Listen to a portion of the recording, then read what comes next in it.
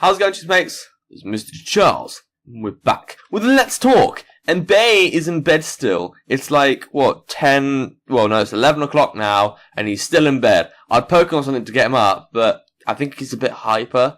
He's been trying to, like, ruin my videos, the first 3. So I think now he's finally calmed down. I'm not gonna try anything. So last week after our Edgar Allan Poe session, I thought I'd find some new writers, some new authors on YouTube. Now, I found one that made a story called The Girl Who Was Forgotten. Now, I will show you her channel now. Okay, so the name of the girl is called Katie Towell. Children are scary. I think she's just trying to be slang there. I really hope that's not how she thinks, how she should spell children and R and scary. She got all 3 of those spellings wrong. So I'm pretty sure that's deliberate. Unlike the Edgar Allan Poe, I noticed she does more stories than just the one, because there wasn't that many stories on the other one, but this, it has lovely stories such as Agony, HD, The Mockingbird Song, Black Halloween. You can tell this girl's got some lovely content. But I want to go for our main one, which is The Little Girl Who Was Forgotten. And I'm going to watch it in its HD edition. So, let's go to that video now. You know, I've got to say, this is kind of a depressing title. The Little Girl Who Was Forgotten. Like, already, you know it's not going to be about a happy story where there's a good ending. But you can prove me wrong, story. We shall see that when I start watching. Oh, Katie Trowell. They are edited by Tim Jones. Music by Kevin MacLeod. The logo is forgotten by absolutely everyone. Even the postman! Oh no, that damn postman. Where does our story begin? In the apocalypse, where everyone's dead. Well, no wonder she's forgotten then. Once upon a time, there was a little girl. That's nice. No, that isn't right. You see, it wasn't just any time, and this wasn't just any little girl.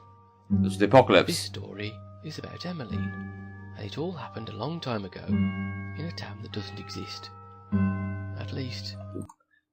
Oh wait, hold on, wait, he didn't finish. Not anymore. Oh. Emmeline was 3.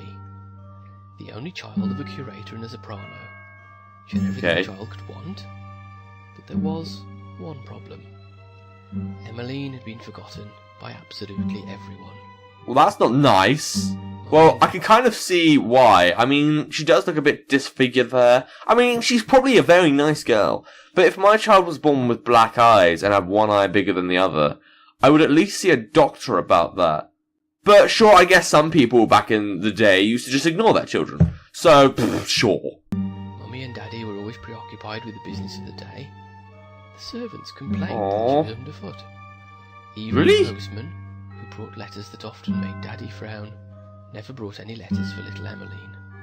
Rude. There were no hugs, no bedtime stories, only a growing mountain of cold, lifeless toys. And the most terrifying clown ever. God, look at that thing. That's my only friend, because it's the only thing in colour. A clown, which looks absolutely terrifying. Man, no wonder she's deformed. That clown's probably scared her every night. She can't get sleep. Who could not scare away closet monsters, or admire her drawings, or more importantly, love her back. Oh, okay. Emmeline tried her best to be a good little girl. By drawing Satan. And she tried very hard to be a not-so-good little girl. Either way, no one was paying attention. Wow. There was nothing she could do. Oh, that's depressing. One night, Emmeline peeked out of her bedroom window and saw a beautiful star. That star's been there forever. It glowed so brilliantly that Emmeline wondered if it was even a star at all. And not no, it was an astronaut. People were in space, and it looked like a star. And now she's wishing on an astronaut. Well, I mean, it's in the shape of a star. But go on, story. And not an angel, who was up past his bedtime. I didn't know angels do that. She remembered a rhyme about such stars and how they could grant wishes. And if anybody had a wish, it was Emmeline. Yes. Emmeline closed her eyes and wished. Did she wish for her eyes to turn back normal? I know I'm being kind of offensive towards, like, maybe the writer or the artist, but if I were her, I would think maybe just change the eye size a bit. Maybe she'd get some attention then. Although still, the more I watch this, the more I want to give her a cuddle. Wished with all her might. She wished for a friend who could play with her and help her reach tall things, and protect her from the creatures in the shadows, and never, ever, ever leave. Never, ever, ever. What do you need some private time? Wishes for everyone, mind you. But few children have ever wished for anything so dearly as little Emmeline. Please, she begged. Please. And then the star responded. Midnight, or perhaps a few seconds before, depending upon the clock, Emmeline's wish came true. She summoned Satan. Oh, and it's red eyes. Oh, he was a delightful friend. They drew pretty pictures together and made up stories. They even had tea parties and built pillow forts. Emmeline named him Mr. Creasle. Mr. Creasle, the Satan spin-off. Well, how about that? Emily couldn't make friends with absolutely anyone except Satan. Because it sounded right. Really? It was her special secret. Mr. Creasle. Mr. Creasle was great fun for a while. Cool. But after a time, it seemed there was something missing.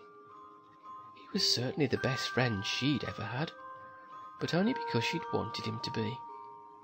He did everything she asked, but nothing more. He couldn't even love her on his own.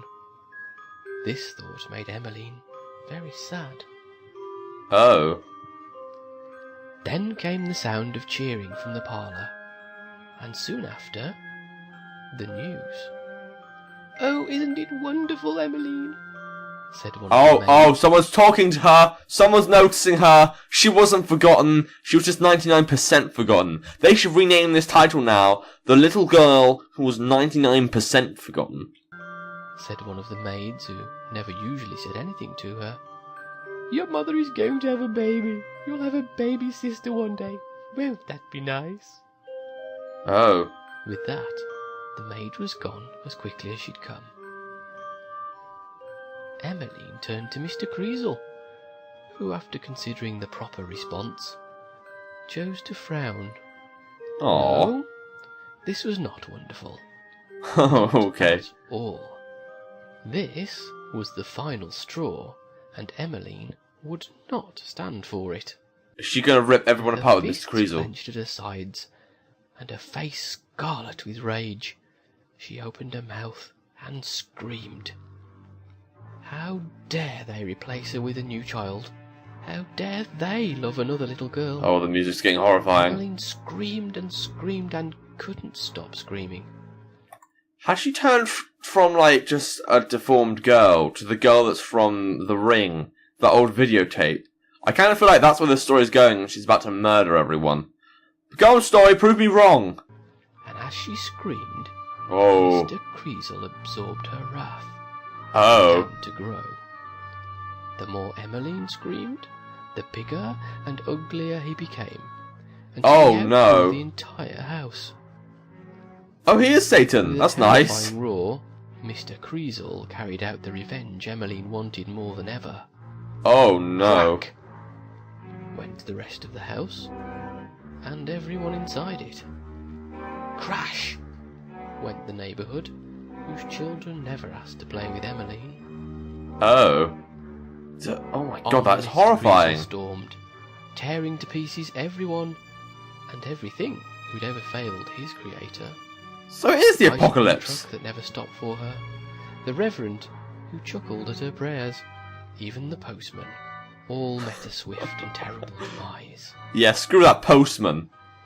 Just as Mr. Creasle was running out of things to crush and smash, Emmeline at last stopped screaming. Exhausted and heartbroken, she sat upon what was left of her bedroom floor and cried. Aww. Oh, why hadn't anyone loved her? Why did Mummy and Daddy want a new daughter when Emmeline would have done anything, for a simple hug? A hug? Kiss on the forehead, even a good scolding. But everyone was gone. Oh, because you killed them. Lighting up the night sky was the very star upon which he'd wished not so very long ago. I'd reverse With a time. heavy heart, but Emmeline looked upon it and made one more request. She closed her eyes and wished with all her heart that she could just change the size of her eyes. I know I'm being kind of offensive by doing that, even after all that's happened, even after she summoned Satan, but I still think that's a good reason as to why everyone ignored her. Wished with all her might. And at the exact stroke of midnight, or perhaps a few seconds before, Emmeline's wish came true.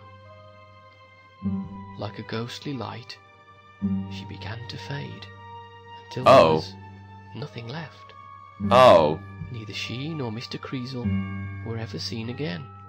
Well, yeah, because everyone's dead.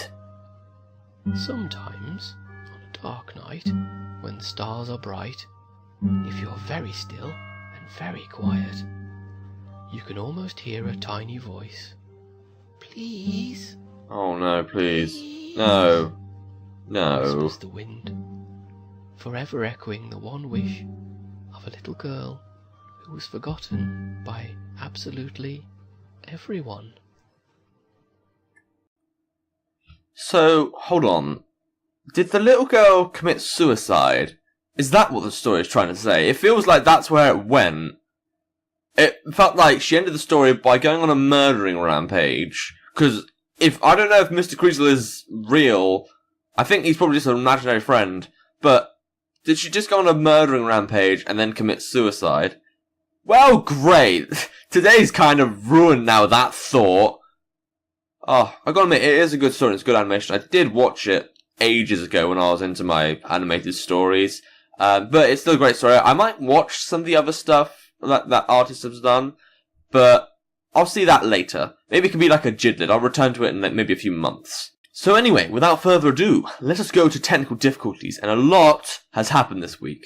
So first off, you might notice on my channel now, I've got some better channel art. It hasn't just got my name and then around it some incomplete photos of me. YouTube was being impossible. I literally still can't find any way of definitively cropping the art. But then I just fiddled around a bit, found the right size conveniently, and I actually made something pretty decent. And it's got Pumpkin Man and General Kitty on it. So that's great. I might keep adding to it if, I get new people.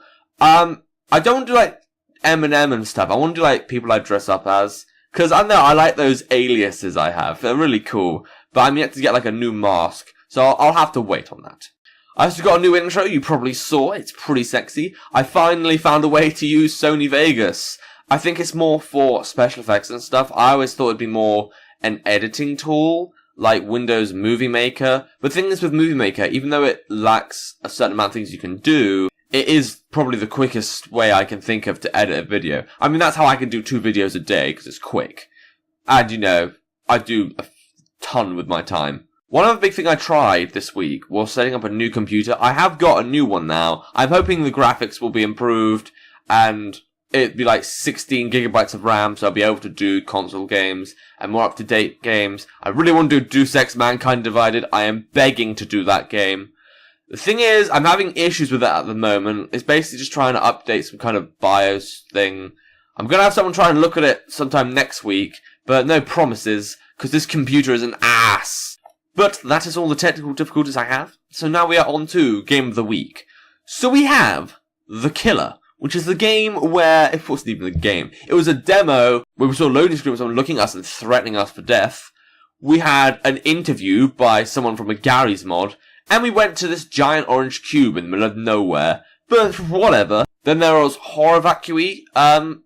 It was a game that had a very good look about it, but it had no direction. I mean, if there was something in there, I would have been quite spooked. I think there might have been, but I didn't check enough. I think there's something I probably missed, but I don't want to go back to it because it might be you need to look at it an hour, and I don't think I'd have the patience for that. Mighty Party, which was a great card game. I don't usually pick up really great card games, but you guys actually really liked that video. So, I'm glad you did. It was actually pretty decent. The only thing I'll criticize about it is grammar, but it was still fun. Armed with Wings 3, oh my god, that game is heaven. I'm definitely getting back to that. I'm not sure when, though, because I want to probably do Bullet Heaven or Death vs. Monstars first. But, oh my god, Armed with Wings, give me more of that. Sidious, which, I don't know, for the hype it got from Max Games, I think it wasn't as good as I thought it would be. I mean, it was still a pretty decent game, pretty decently animated, and it was enjoyable to an extent, but I don't know, I think I'd just seen the type of mechanic too much. I just wasn't too sure about it. And then lastly we have Spoiled Egbert, which was a great horror game. It was very short, but I've got to admit, the animation and presentation was brilliant. So what order are the games in? Well, number 6, I think there's no doubt about this with me, The Killer. There was nothing going. It was a 5-minute game, barely, about getting an interview and going to an orange cube. Granted, it was incomplete, but I don't see why you'd upload a game when there's not even much you can do in it. Like, if it was a demo, and there's something horrifying about it, and you think, oh yeah, I want more of that when it comes out, then great. But if it's a demo where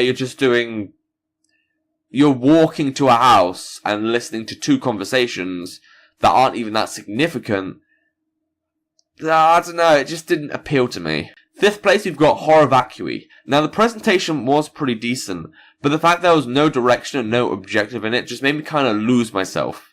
Like, I didn't know what I was meant to do. I didn't even know where I was meant to go. There wasn't even a plot to say in the story. I think maybe you could perceive it as like maybe a baby's dreams or a blind person going through a house. I don't know. It didn't really have any impact for me. 4th place is Sidious. This game was actually playable and there was a story. The problem with it was, I think I've seen the mechanic a bit too much and nothing really stood out as awesome to me. Number 3, Spoiled Egbert. Pretty good game. I liked the animation. I loved the game. It was pretty scary. That purple guy, oh my god, that image will scar me for life. Whoever made that needs to make more of those games. But if they do, all I'd ask is make it slightly longer, or give it like a bit more story.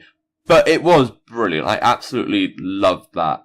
It's perfect Let's Play material, to be fair. Now, the 2 we have left are Mighty Party and Armed with Wings 3. Now, to me, Game of the Week is Armed with Wings 3. Only because it was a brilliant story, brilliant animation.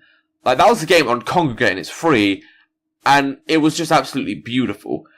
The thing is, and this is the first time it's happened, Mighty Party actually got, 21 more views, and probably about 7 more likes than Armed with Wings 3. Now, to me, Mighty Party is still 2nd place, only because, yes, it was a brilliant game, yes, it had great mechanics, but it didn't feel completely prepared, because it had a few grammar errors, and the speech had something wrong with it. It felt like it was done by a 5-year-old. And not to mention, I kind of like something with a story over something online.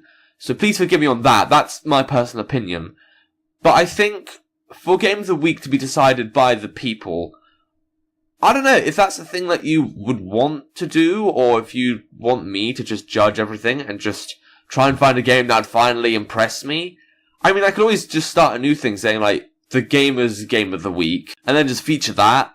I don't know, but at this point, even though Mighty Party may have got more views, I just feel like there are still improvements that could have been made, whereas Armed with Wings, even though it had issues, still just was pretty good for me. I loved that game. So, Game of the Week is Armed with Wings 3.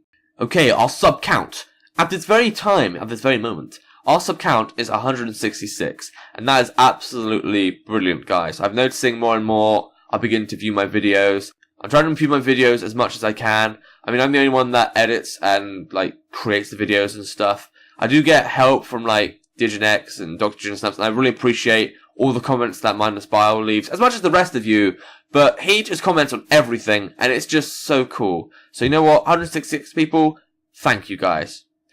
And that is that for this week. So I hope you all have a great week next week. I hope you all get that promotion. I hope you all find that girl/guy. And without further ado, look out for my books, subscribe to my YouTube channel. Until next time, see ya!